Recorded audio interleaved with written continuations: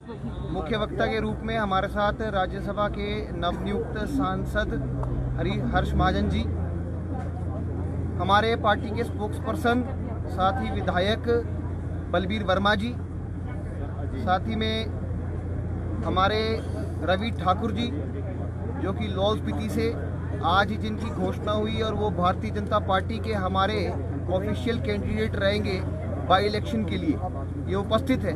मैं निवेदन करूंगा कि हर्ष महाजन जी आप सबके समक्ष अपना वक्तव्य रखेंगे। हर्ष महाजन जी। पहले तो मैं सबको नमस्कार करता हूं, अपने सभी बहनों और भाइयों का। और हमारे साथ वर्मा जी बैठे हैं, रवि ठाकुर जी बैठे हैं, करण नंदा जी बैठे हैं। और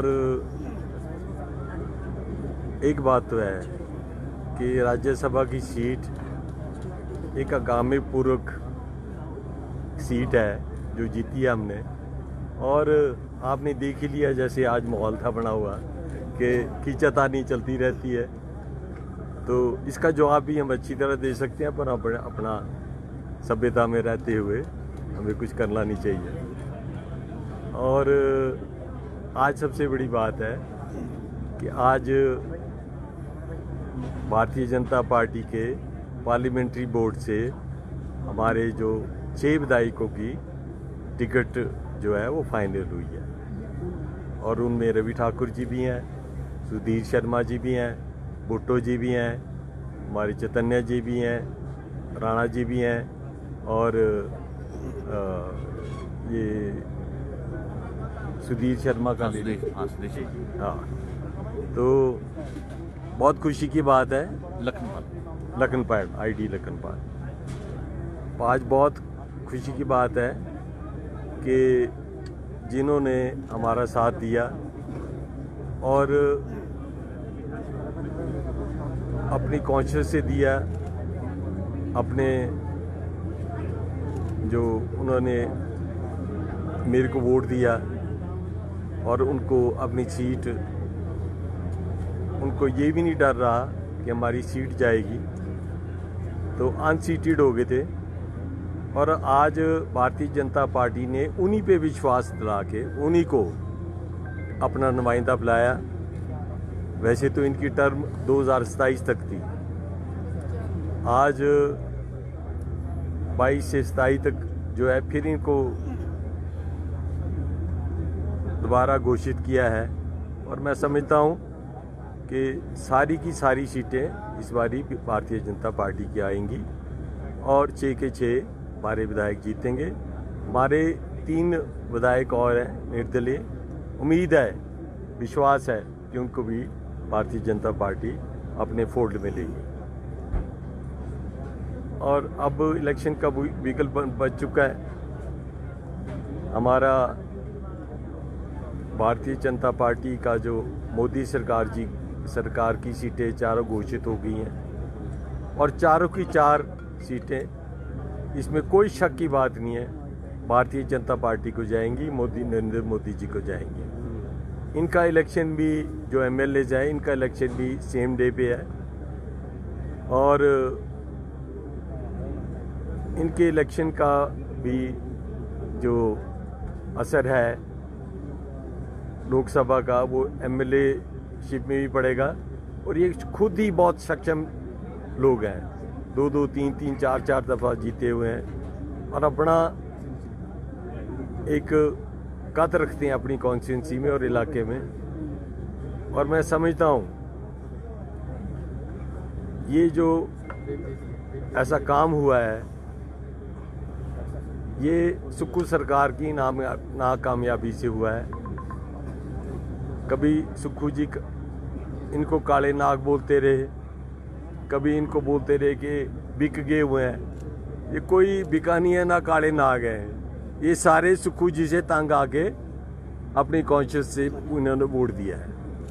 और बिकने का तो सवाल ही नहीं उठता, ना ही खरीदने की जरूरत पड़ी, ना ही ऐसा कोई विचार था। ये तो खुद इन्होंने व्यक्त किया जब हमने इनसे बातचीत की, जब एज अ कैंडिडेट मेरे को तो सारे वोटर के पास जाना था। और इन्होंने जो उस टाइम मैं सबके मिला जुला, तो मैंने पाया कि इतना रोष है सुक्खू सरकार के खिलाफ जिस तरह से जिलालत वो हमारे एमएलएज और बीजेपी के एमएलएज और कांग्रेस के एमएलएज और इंडिपेंडेंट एमएलएज भोग रहे थे, और एक किस्म की बिल्कुल नाकामियों की वजह से सुक्खू सरकार अपने ही बोझ में गिर गई और अभी गिर जाएगी। मैं ये भी बोलना चाहूँगा कि सरकार ज़्यादा दिन नहीं चलने वाली है। हमारे साथ और भी लोग कांटेक्ट में हैं। अब लेने हमने उतने ही हैं जितने हमें चाहिए, है ना। तो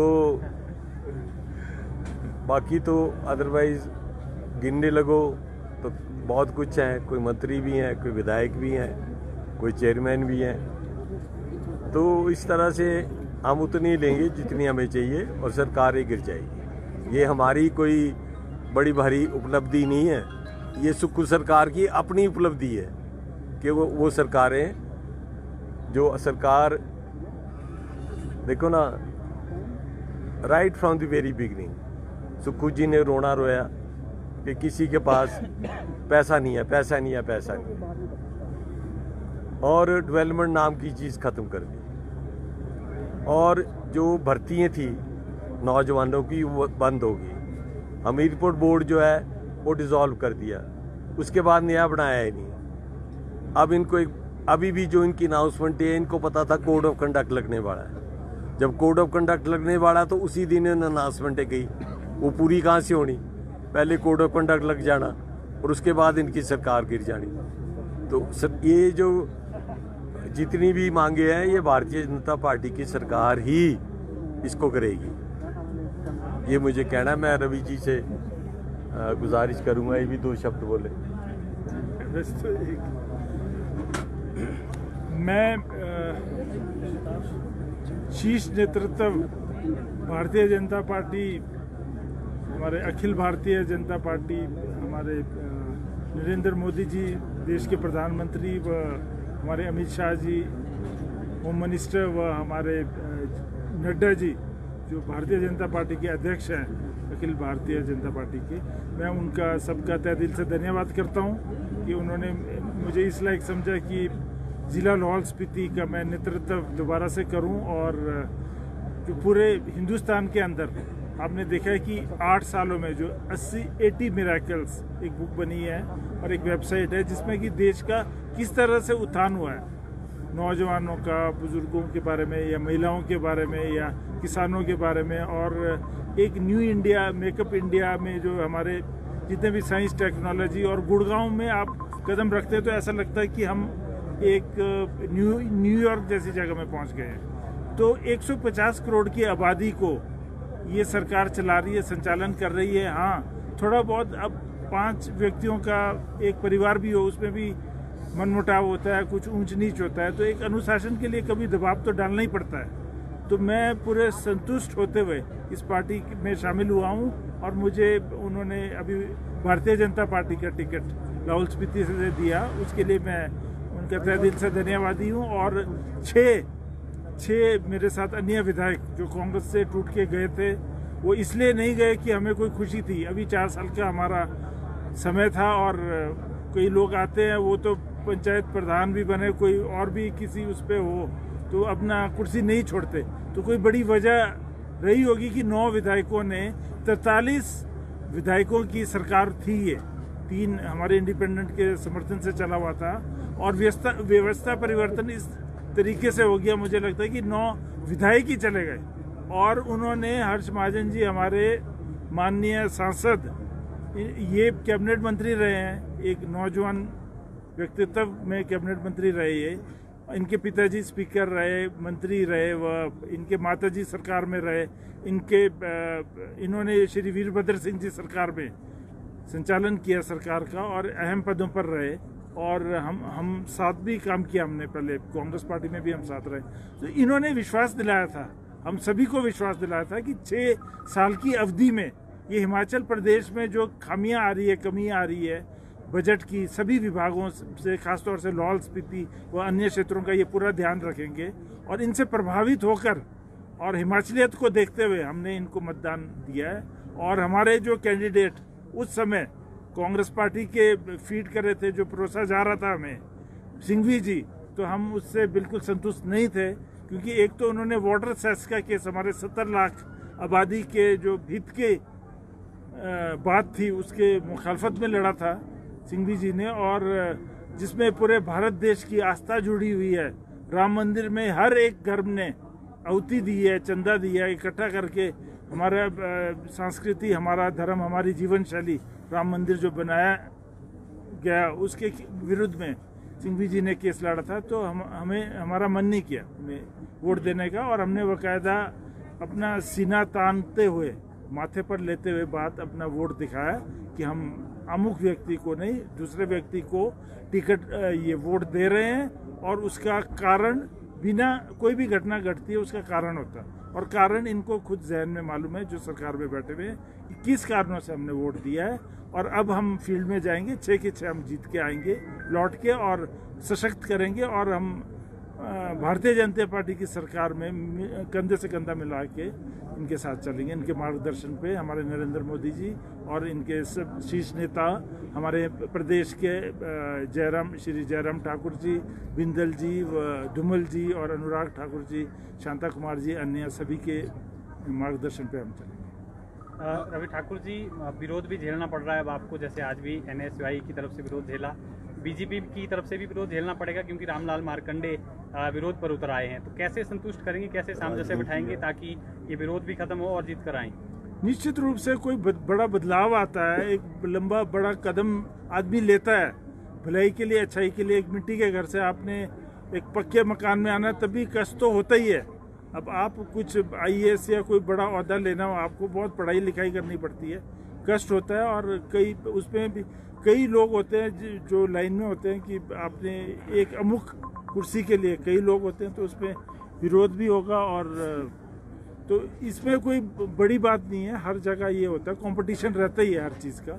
और मैं तो यही गुजारिश करूंगा हमारे पूर्व मंत्री रामलाल मार्कंडे जी कि आपको हमारी भारतीय जनता पार्टी ने और हमारी भारतीय जनता पार्टी की सरकार ने लोक निर्माण विभाग जैसे अहम आपको विभाग दिए हैं। आप रूरल डेवलपमेंट बहुत बड़ा विभाग है, आप कृषि विभाग के मंत्री रहे हैं, आप IT विभाग के मंत्री रहे हैं, आप हमारे सबसे अहम विभाग ट्राइबल जिसमें बहुत ज़्यादा बजट आता है उसके मंत्री रहे हैं, IT में मंत्री रहे हैं, आप वेटनरी में मंत्री रहे हैं।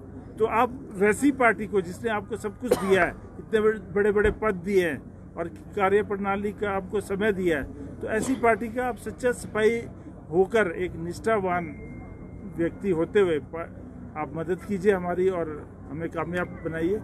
महाजन जी, जिस तरह से आपने कहा कि हम उतने ही विधायक लेंगे जितने जरूरत है, दूसरी तरफ मुख्यमंत्री भी यही कह रहे हैं कि हमारे साथ बीजेपी के भी 25 विधायकों में से कुछ संपर्क में है। बड़ा अच्छी बात है, बहुत अच्छी बात है। वो अपने विधायकों को रोज मंदिर ले जाते हैं, फिर देखते हैं कि कौन कौन कसम खाएगा और कौन कौन नहीं खाएगा।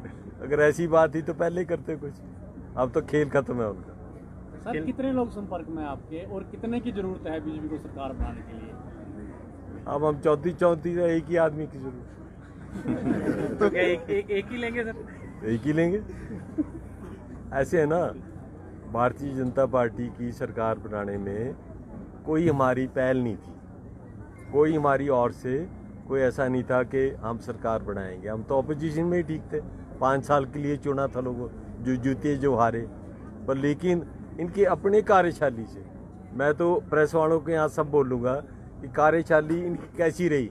आप खुद ही सेक्रेटरीट में या घर में कहीं भी जाओ तो कार्यशैली क्या थी? जीरो थी, जीरो नेगेटिव था सारा। प्रेस वालों को भी बारी था काम, सारे बेले बैठे हुए थे, है ना। तो बात यह है कि भाई जब ऐसी सरकार चली हो, ना MLA को पूछे, ना लोकतंत्र को पूछे, ना डेमोक्रेसी को पूछे, और एक तानाशाही की तरह चले, और जो टीम बनाई उस टीम में कैसे ऐसे कोई दाग वाले भी हैं उसमें अपनी टीम में इनके, जो पता है कि सारी दुनिया को क्या क्या है। तो ऐसे इनके अपने बाहर से ही गिरे, कोई मेरे कारण नहीं कुछ हुआ ऐसे। मैंने तो सिर्फ एक धागे का काम किया है कि भाई इलेक्शन आ गई तो मुख्यमंत्री बोलने लगे भाई आप क्यों खड़े हो रहे हैं, तो मेरी तो विधायक नाराज हैं। तो मैंने कही तो आपका काम है ना, मैं थोड़ा जिम्मेवार हूँ। जो मेरे ऐसा है कि राजनीति में चाहे विधायक किसी भी दल का हो, चाहे पॉलिटिशियन किसी भी दल का हो, कभी ऐसी दूरियां और ऐसे केस नहीं बनाने चाहिए। कभी ऐसा नहीं करना चाहिए कि बातचीत से भी जाता रहे आदमी, नज़रअंदाजी से भी जाता रहे। और इन्होंने ऐसे काम किए, उसके बाद केस ठोक दिए। एक तरफ तो बात कर रहे हैं कि इनको वापस लें, एक तरफ से ये कर रहे हैं, केस ठोक रहे हैं, कोई किसी पे किसी का बिजनेस बंद करा रहे हैं। तो मेरा नहीं ख्याल हिमाचल प्रदेश में ऐसा कोई मुख्यमंत्री आज तक पैदा हुआ जिसने इस हद तक चले गए कि उनके बाप दादा चाचे ताए सब इन्वॉल्व कर दिए। अगर खुद जिनके घर शीशे वाले होते हैं दूसरों को पत्थर नहीं मारते। सर अभी तक कब तक ले लेंगे सर ये विधायक? आप कह रहे हैं कि एक विधायक लेंगे, कब तक लेंगे? क्या लोकसभा उपचुनाव होगा उस सीट पर भी अभी, या उसके बाद की बात? ऐसे है ना कि इनकी सरकार गिर जाएगी, ये मेरे को पता है। आगे क्या होगा वो अभी नहीं बता सकते। सर अभी तक कांग्रेस में ही यहाँ पर बगावत के सुर देखने को मिल रहे थे, लेकिन अब टिकट अनाउंस होने के बाद बीजेपी में भी ये सुर देखने को मिले। कितने ये 6 सीटों पर जीत के लिए आश्वस्त है? ऐसे है ना कि जो हमारी इलेक्शन तो 22 में हुई और 27 तक यही चेहरे रहने थे, है ना। अब बीजेपी के जो बेचारे नीम इस बार आ सके, उनको आगे से क्या मिलेगा चांस, क्या नहीं होगा आगे देखेंगे। ऐसी क्या बात है, वो भी हमारे भाई हैं। उनको जब इस वक्त तो सरकार बनाने की जरूरत क्यों पड़ी? क्योंकि सुक्खू जी ने बेड़ा गर्क कर दिया, इसलिए जरूरत पड़ी। तो वो आगे जब टाइम आएगा तो सबके साथ वो होगा। पर आज भारतीय जनता पार्टी एक डिसिप्लिन्ड फोर्स है। कोई थोड़ा बहुत रोष तो हर जगह होता है, एक कोई बड़ी बात नहीं है। तो उनको भाइयों को मना लेंगे, बाकी तो सीटें हम जीत जाएंगे 6 की 6, कोई इसमें कोई शक नहीं है। मुख्यमंत्री लगातार 9 विधायकों पर तो कमेंट कर रहे हैं, लेकिन आपके मामले में वो साइलेंट है, आपको कोई कमेंट नहीं किया अभी तक। क्या पुराना दोस्ती का लिहाज? हम दोस्त तो हैं ही, अभी आज भी दोस्त हैं, पहले भी दोस्त थे। मैंने समझाने की भी बड़ी कोशिश की, और वो है डिक्टेटर, तो वैसे ही चलते हैं। वो कहते हैं मैं ठीक हूँ बाकी सारी गलत है। तो ऐसे तो नहीं चलती राजनीति, सबका एडवाइस लेनी पड़ती है, ये बात है। सबको सहयोगी जो है ना, अफसर नहीं होते, अफसर होते हैं गवर्नमेंट सर्विस। जो सहयोगी होते हैं वो होते हैं पॉलिटिकल आदमी। पॉलिटिकल आदमी सरकार तो वो करेगी जो विल ऑफ द गवर्नमेंट है, सरकारी अफसर वो करेंगे जो विल ऑफ द गवर्नमेंट है। आज जो अफसर कई झूठे केस बनाने की कोशिश कर रहे हैं, कुछ और इनके बातों पे कर रहे हैं, उनको भी मर्यादा रखनी चाहिए अपनी। आज तो कर रहे हैं, कल को कहाँ जाएंगे, ये सोचने की बात है। अपनी मर्यादा हर पद में होती है, अपनी मर्यादा रखनी चाहिए। तो इसलिए हम वेट एंड वॉच कर रहे हैं। जब हमारी बारी आएगी तो फिर उनका बेचारे को क्या हिस्सा होगा, कहाँ हो गए। तो इसलिए मैं ऑफिसर्स को ब्लेम नहीं करता, पर प्रेशराइज होना, किसी पॉलिटिकल पार्टी में इतना हद चले जाना, तो वो मैं समझता हूँ गलत बात है राजनीति की। अफसर हमेशा वही कामयाब होता है जो बिल्कुल न्यूट्रल चले, उसकी पदवी भी बढ़ती है और चीफ सेक्रेटरी तक बनता हो। जो चलते हैं इधर से इधर पॉलिटिकल बॉसेस के ऊपर, वो कभी कामयाब नहीं होगा अफसर। तो उसको अफसर चाहिए, उसकी फेल है इसका मतलब। ऐसी बातें हैं कुछ। और इनकी खींचातानी बहुत है आपस में। आज भी एक तरफ मुकेश जी है, एक तरफ विक्रमादित्य है, और एक तरफ सुक्खू जी है। सुक्खू जी ने तो अपनी जान बचा ली कि डिस्क्वालीफाई कर दिया, मैंने ये कर दिया वो कर दिया। आगे क्या होगा? आगे तो हमारे को जरूरत ही नहीं है, ये अपने आप ही खींच रहे हैं एक दूसरे को। जैसे एक ऊपर को जाता है ना केकड़ा, तो उसको नीचे से और चले जाते हैं ऊपर से खींचने वाले। तो हम तो साइलेंटली बैठे हैं, मेरे को पता और आ जाएंगे, है ना। और हमारे टच में है सारे। अब सुक्खू जी जहाँ भी मंदिर में जाके उनको कस्में दिला रहे हैं, फिर देख रहे हैं कौन होगा इसमें तो अब उनको क्या बताएं कि कौन होगा। अब सारे टच में है, जैसे उनको पता लग गया, पॉलिटिकल लोग हैं हमारे जैसे, उनको पता लग गया सरकार चले जाने, तब आस्ते आस्ते अपने स्थान बनाने की कोशिश कर रहे हैं। पर हमने अपनी भारतीय जनता पार्टी को भी देखना ना, हमारे को तो एक ही चाहिए और चाहिए नहीं कोई। बात खत्म है। मैं निवेदन करूंगा, आज जो NSUI ने जिस प्रकार का आपकी कृतज्ञ किया है, उसके ऊपर बलबीर वर्मा जी अपना वक्तव्य रखेंगे। आज आशियाना माल रिज पर हमारे भारतीय जनता पार्टी के बहुत ही वरिष्ठ नेता, राज्यसभा के सांसद, हमारे आदरणीय पूजनीय हर्ष महाजन जी की प्रेस कॉन्फ्रेंस थी 3 बजे। बड़े दुख के साथ कहना पड़ रहा है कि प्रेस के सामने रिज पर जिस तरह से NSUI और कांग्रेस के लोगों ने गुंडागर्दी की और दीवार को क्रॉस करके फांद कर हमारी प्रेस जहां प्रेस कॉन्फ्रेंस होनी थी उस स्थान पर आए, गाली गलौज किया, बदतमीजी की और आशियाना के दरवाजे को इस तरह से तोड़ रहे थे कि ये कोई आजादी से पहले का जमाना होगा, जैसे मुगल करते थे। और बड़े दुख के साथ कहना पड़ रहा है कि कांग्रेस के नेता तो मानसिकता खो गए हैं, पर अब वर्कर तक नीचे इनकी मानसिकता खो बैठे हैं। आपके सामने किस तरह से हुआ, हिमाचल एक देवभूमि है, यहाँ की संस्कृति, यहाँ की परंपरा इस तरह से इस कार्य को, ऐसे कार्य को करने के लिए कभी भी इजाजत नहीं देती। आज तक हमने कब इनके प्रेस कॉन्फ्रेंस में इस तरह से खलल मचाई होगी? और जिस तरह से इन्होंने किया, ऐसा नहीं हम भी रिएक्ट कर सकते थे, पर हम यहाँ की परंपरा, यहाँ की संस्कृति, यहाँ के इस देवभूमि को बदनाम नहीं करना चाहते। मेरी एडमिनिस्ट्रेशन और पुलिस से यही विनती है कि आप इसमें सख्त कार्रवाई करें। किसने ये दीवार क्रॉस करके हमारे इस प्रेस कॉन्फ्रेंस में आए, कौन लोग दरवाजा तोड़ रहे थे, इसकी वीडियो निकालकर उनके अगेंस्ट कड़ी कार्रवाई की जाए। और अगर इस पर एडमिनिस्ट्रेशन और पुलिस संज्ञान नहीं लेती है तो हम इसकी कंप्लेंट इलेक्शन कमीशन को भी करेंगे कि ये हमारा मौलिक अधिकार है। प्रेस कॉन्फ्रेंस या किसी स्थान पर जाना ये कांग्रेस से पूछ के नहीं कर सकते हम, कांग्रेस से परमिशन लेने की जरूरत नहीं है। हम भी यही तरीका अपना सकते हैं, हम भी इनके हर प्रेस कॉन्फ्रेंस में दखल अंदाजी कर सकते हैं, पर अगर एडमिनिस्ट्रेशन और पुलिस इसमें कड़ी कार्रवाई करेगी तो हम इस पर आगे की कोई कार्रवाई नहीं करेंगे। Thank you. मैं एक चीज और बोलना चाहता हूँ। ये जो 10 जने यहाँ करते हैं ना, इन्होंने मेरे अंडर ही काम किया हुआ है। मैं इनको जानता हूँ कितनी स्ट्रेंथ है इनकी, है ना। NSUI यूथ कांग्रेस 0 हो गई हुई है हिमाचल में। मेरे टाइम पे हो गई थी, उससे पहले भी हो गई थी। बाकी रानी साहब ने काम पूरा कर दिया है ना। अब रानी साहब परसों चौथ वो दे रहे थे बयान, फिर बाद में मुकर गए कि हमारे पास ना वर्कर है, ना कोई पार्टी कार्यकर्ता है, और जो है तो हम इलेक्शन के लिए तो अभी तैयार नहीं है। हमारी तो 4 सीटें डिक्लेयर होगी, इनकी तो एक भी नहीं हुई। अगर इनको हैंडल करना हो, नहीं, इन्होंने रवि जी को देख लिया आते हुए वहाँ से, उसके चक्कर में 5-7 जने इकट्ठे हो गए।